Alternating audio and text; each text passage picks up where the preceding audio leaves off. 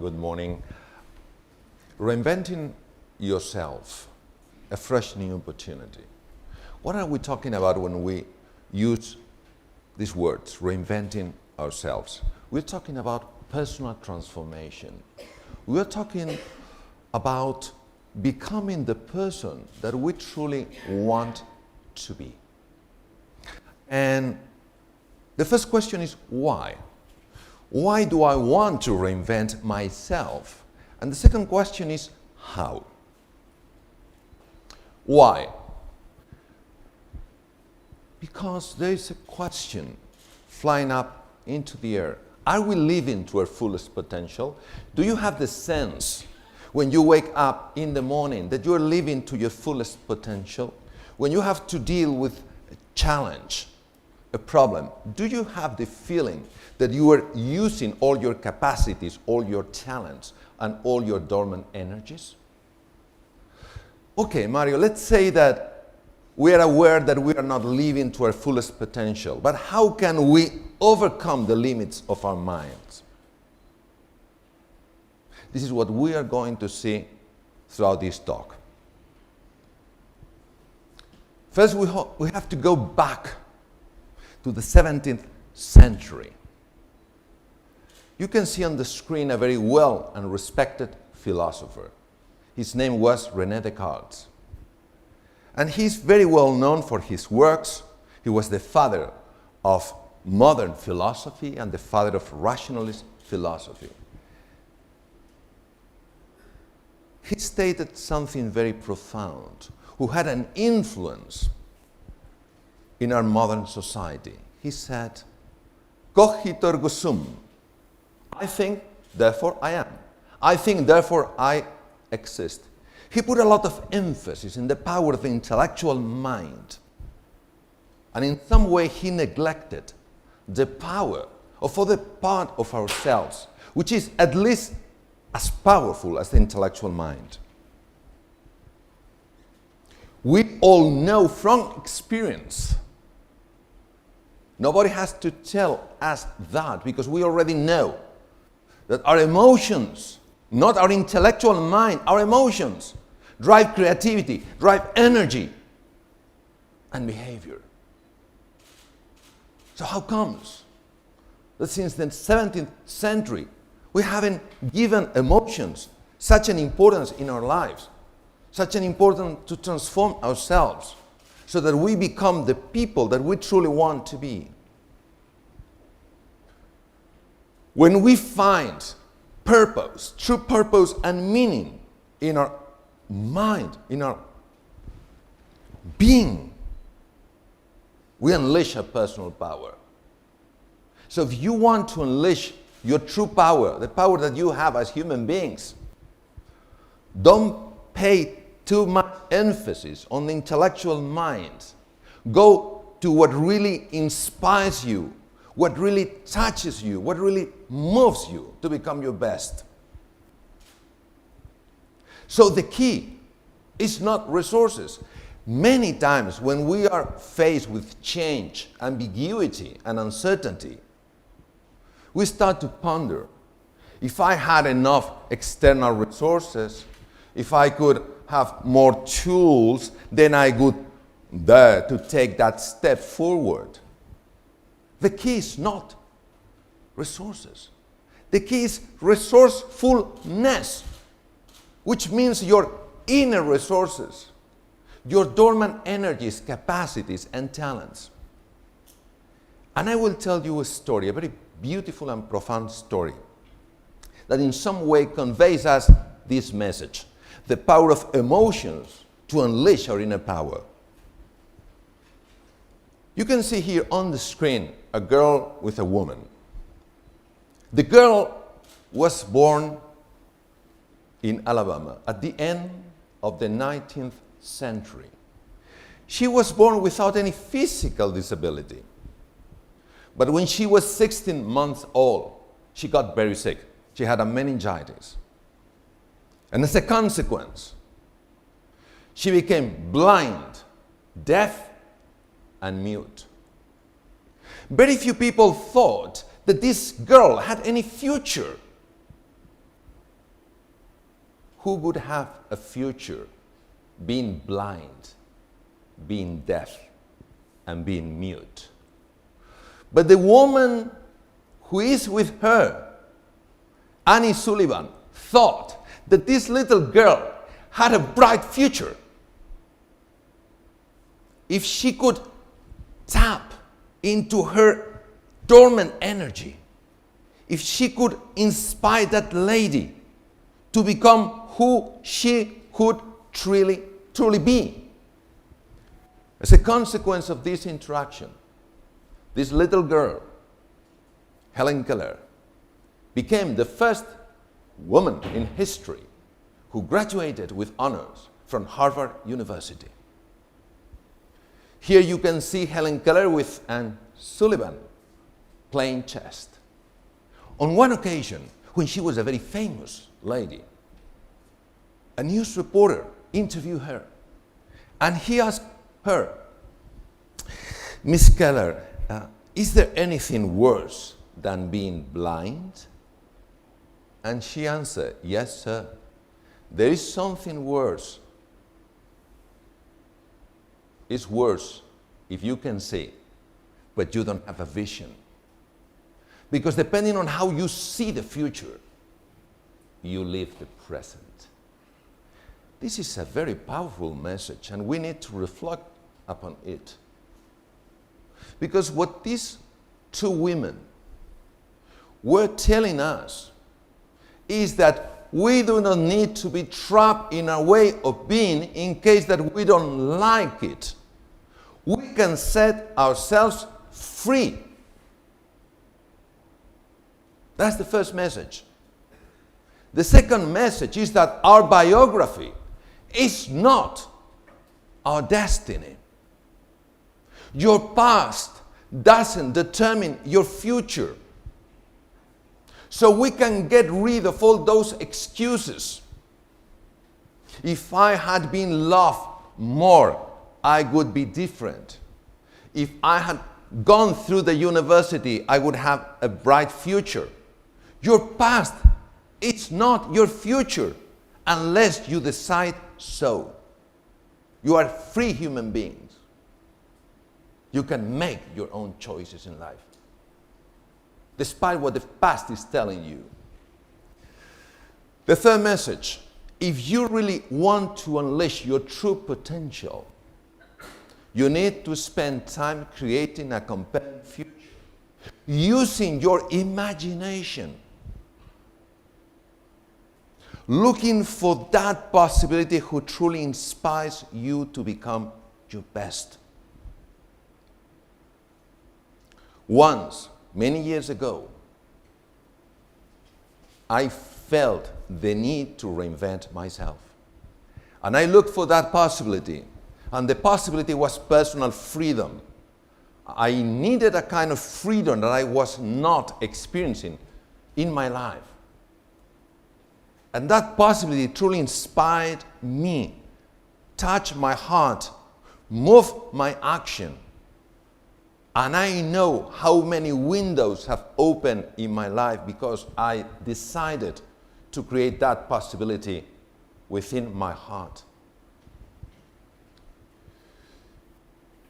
So, if we summarize what we have seen already, we can say that the future is not something we enter. The future is something that we create, using the power of our imagination, using the power of our commitment, being courageous in life, allowing ourselves to be inspired by who we truly could become. I know from my own experience, it is quite difficult to leave our comfort zone because it gives us a sense of security, of stability. And when we look beyond that comfort zone, we only see darkness. We only see fear, confusion. This is the moment in which we really need to have faith in ourselves, be inspired by our possibilities, And despite the fear, despite the frustration, despite the doubts, take a step forward, jump. And when we jump, then we find our wings. Many people consider that they will jump when they know what is ahead. But in order to see what is ahead, first you have to jump. Because what is ahead is not something that you will see from your comfort zone. It's something that you have to create it through your imagination. Only when you have crossed that threshold, you can see how much you have achieved. Because then you have a level of awareness which is completely different. The question is there any scientific basis to help us understand that when we dare and we cross that threshold, when we get out of our comfort zone into the unknown, is there any scientific basis to support us so that we feel that something is being transformed in the process of jumping? Yes, it is. But let me tell you something that you already know. This is the hero's journey. Whenever you leave your fears, whenever you leave your doubts, whenever you find the courage within yourself to cross that threshold, you're starting your hero's journey. And here you see a human brain.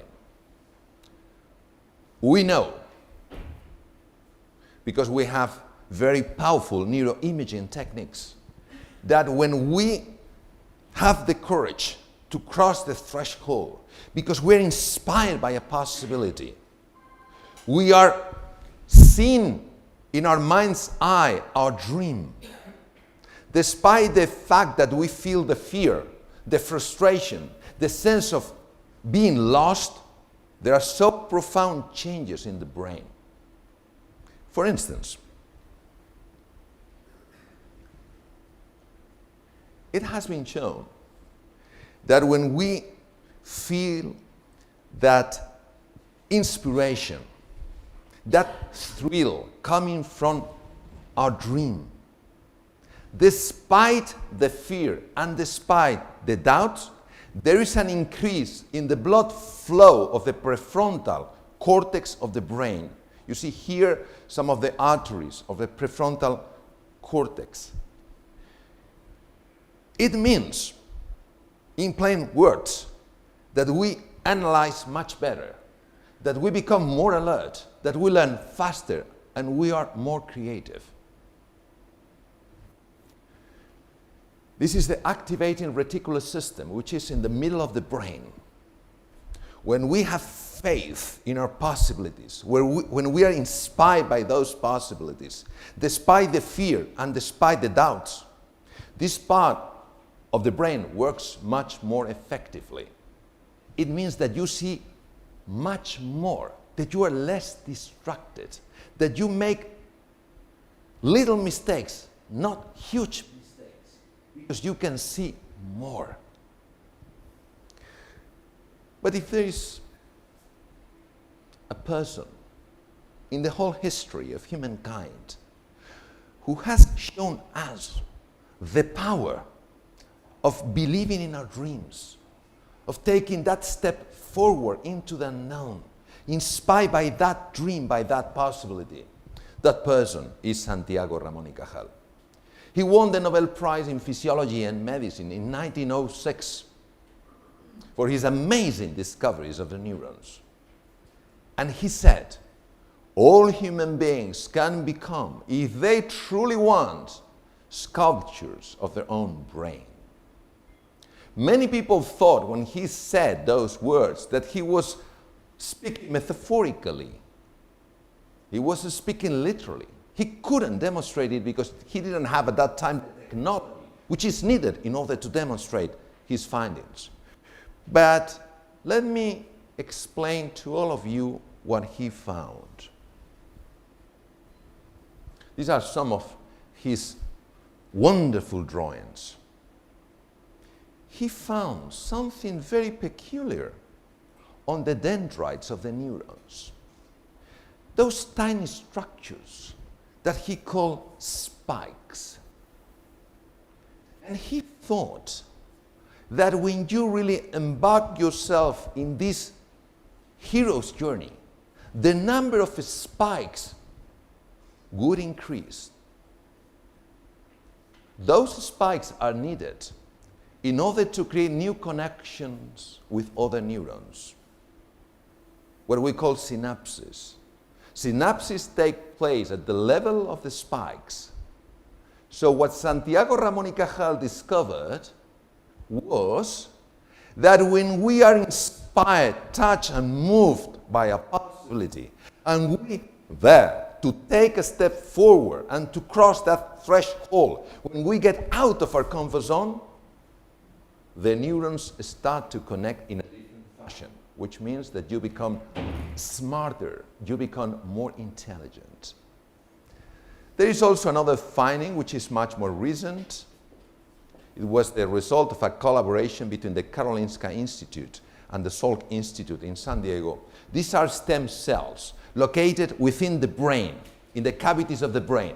It has been shown that when you take that step forward, when you cross that threshold of your comfort zone, when you are inspired by your possibility, those stem cells migrate from the ventricles, the cavities of the brain, into the hippocampus, which is a structure essential not only to learn, essential not only to fight against your fear, but also it's a structure that can rewire your brain, can transform your own identity.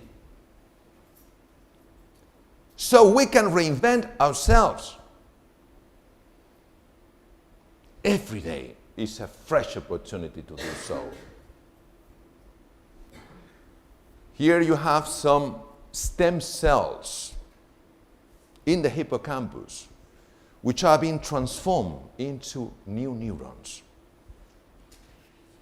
So today I have a proposal for all of you.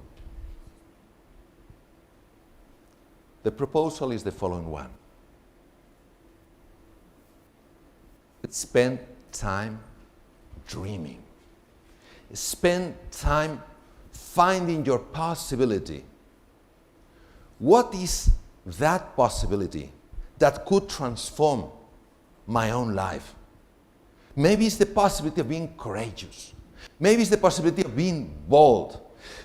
Maybe it's the possibility of being patient, of being free, of being generous. And do not hesitate to allow that possibility to touch your heart. Because at the level of your heart is where your true talents and capacities are hidden. The head will do what the heart will tell the head to do.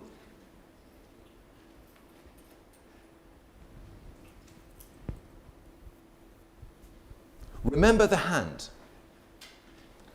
Your possibility. Commit to your possibility.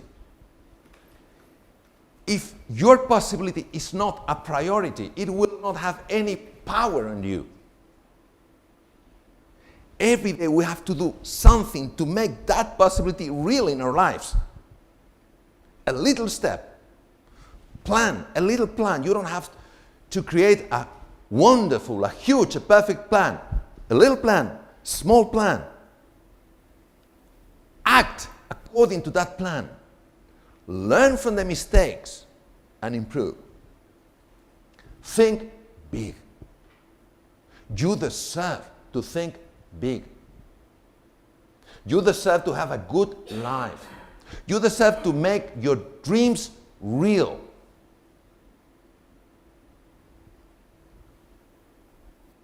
If you are reasonable in life, you will achieve only what is expected, not what is possible. Be unreasonable. All the people who made their dreams true were unreasonable. They were not reasonable. They were unreasonable. They threw their heart and the rest followed. Your heart has an inner wisdom. But we think that all the wisdom is up in our heads. Ask yourself 2 questions. The first one is a well-known question, and it's very powerful. But do not answer those questions with your intellectual mind. Allow your whole being to be surrounded by the question. Let that question go right to your heart. The first one is, what would I dare to do if I knew that I could not fail? We know this question. We have seen this question several times. Why? Because it's so powerful. And the second question is, what is the smallest step that I dare to take? Think big. Act small. But with that vision in your behavior. Because if you act, and at the same time that you are acting, you are feeling your possibility, what you will do will be extremely powerful. The last message, which is the start of our journey. The sky is the limit when our heart is in it. Thank you.